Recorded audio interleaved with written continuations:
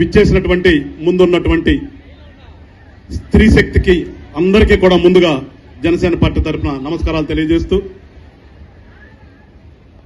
మిమ్మల్ని అందరిని చూసిన తర్వాత ఇక్కడ ఉన్నటువంటి మాకందరికి కూడా ఎనలేని ఉత్సాహం వచ్చి ఆ ఉత్సాహంతోనే మా లోకల్ మంత్రి గారు ముందే మాట్లాడేశారు. వీళ్ళందరం చూసి ఏదైతే మీరు 2024లో కూటమిని ఆశీర్వదించి ఒక ఘన విజయాన్ని ఇచ్చారో ఆ విజయం తాలూకు కృతజ్ఞతాపి వందనాలతో మిమ్మల్ని కూడా ఈ ప్రభుత్వం చేసే పనుల్లో భాగస్వాములు చేసేటటువంటి ఒక కార్యక్రమం ఇవాళ మీ అందరితో కూడా ఏర్పాటు చేసినందుకు మీరందరూ కూడా గమనించండి. ఇదేదో మేమేదో మాటలు చెప్పేసేసి పైన కూర్చుని సభ అనుకోని మీరెవరూ అనుకోవద్దు.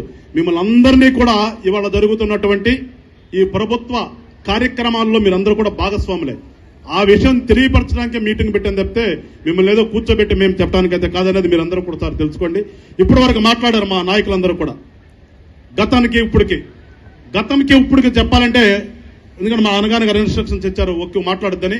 ఒక్కటే మీకు చెప్తాను, ప్రజావేదిక ప్రజల కోసం కట్టిన దాన్ని 2019లో ఏ రకంగా అయితే పగలగొట్టి ప్రజలను ఇబ్బంది పెట్టారో, అదేవిధంగా ఇక్కడ కూటమి ప్రభుత్వం వచ్చిన తర్వాత ఇక్కడ ఇప్పుడు ఏదైతే మనం కూర్చున్నామో ఈ కూర్చున్న ప్రాంతంలో ఉన్నటువంటి అక్రమ కట్టడాలని ఎవరికి సొంతం చేసుకుందామని కట్టాడో అవన్నీ కూడా కూల్చి ఇవాళ మీ అందరి కోసం కూడా పనిచేస్తున్నటువంటి ప్రభుత్వం ఇది. ఎందుకంటే ఇదంతా కూడా గతంలో ఆక్రమించుకోవడానికి ఒక ప్లాన్ ఆఫ్ యాక్షన్ పెట్టుకున్నటువంటి నాయకులు ఇక్కడ ఏవో పెట్టారు. ఈ పెట్టి ఇవన్నీ కూడా అటు పక్కన ఒక హోటల్ ఉంది.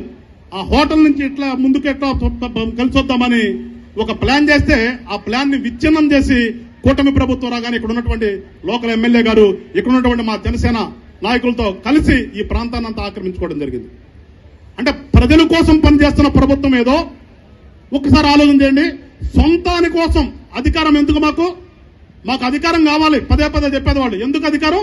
సొంతం కోసం ఏ రకంగా సంపాదించుకోవచ్చు అనేది పాపం ఆయన 30 సంవత్సరాల కళ్ళకంటే బ్రేక్ పడింది. కాబట్టి ఇవాళ ఏమి చేయాలో అర్థం కాక రకరకాల కులాలు రకరకాల సావులు తీసుకొచ్చి రోజు పేపర్ ఒకటి ఉంది కదా, ఆ పేపర్లో ఇదే ఈ కులము ఈ కులం అంటే ఒక వ్యక్తి చనిపోతే ఆ చనిపోయిన వ్యక్తిని కూడా కులాలు అంటగట్టి రాజకీయం చేద్దామనే ఒక దుర్బుద్ధితో ఉన్నటువంటి వాళ్ళందరినీ కూడా ఇందాక మన ఎమ్మెల్యే గారు చెప్పారు, వర్మ గారు, ఆ రెండిట్లో ఆ 11లో ఆ 2 ఒక్కట్లు తీసేద్దామా ఒకటి తీసేద్దామని అదంతా కూడా మీరే నిర్ణయించుకోవాలని చెప్పేసి మీ అందరికి కూడా తెలియజేస్తూ మరొకసారి ఒక మంచి కార్యక్రమాన్ని ఏర్పాటు చేసినటువంటి జిల్లా అధికారులందరికీ పేరు పేరున నమస్కారాలు తెలియజేస్తూ మిమ్మల్ని కూడా ఒకటే కోరుతున్నాను సార్, ప్రభుత్వం అంటే ప్రజాప్రతినిధులు మేమెంతో అంతకంటే కూడా ఎక్కువ మీరు అధికారులు మీరు చేసేదాన్ని బట్టే ఆ రిఫ్లెక్షన్ ప్రభుత్వం మీద ఉంటుంది. కాబట్టి అందులో గుంటూరు జిల్లా అంటే ఈ బాపట్ల జిల్లా అంతా కూడా గ్రామీణ ప్రాంతం ఎక్కువ ఉన్నటువంటిది.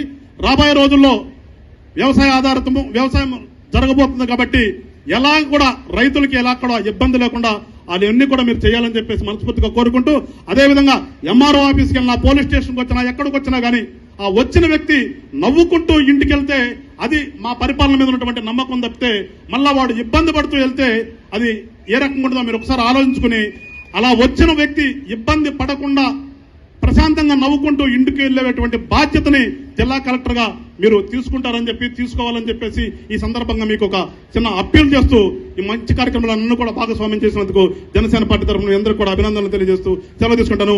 జై హింద్, జై జనసేన. వర్ధిల్లాలి కూటమి ప్రభుత్వం.